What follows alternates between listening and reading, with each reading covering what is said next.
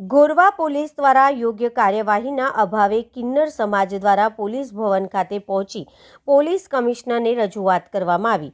સમાજમાં હાંકી કાઢવામાં આવેલા કેટલાક કિન્નરો દ્વારા સમાજના ગુરુને રસ્તામાં આંતરી માર મારવામાં આવ્યો હતો। આ ઘટના ગેંડા સર્કલ નજીક બની હતી।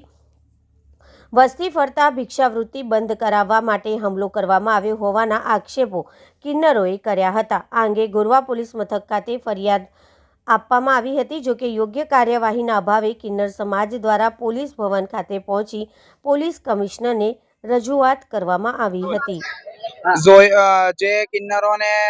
જે કિન્નરોએ હુમલો કરેલો છે એ અમારા બરનપુરાથી એ લોકોને કઈ લેવા દેવા નથી। એ લોકો અમારા સમાજથી અમે બાયકાટ કરેલા છે। એ લોકોને અમારા સમાજની બહાર છે। એ લોકો અમારા સમાજમાં નથી છે કિન્નરો, છતાં અમારા સમાજની બહાર છે।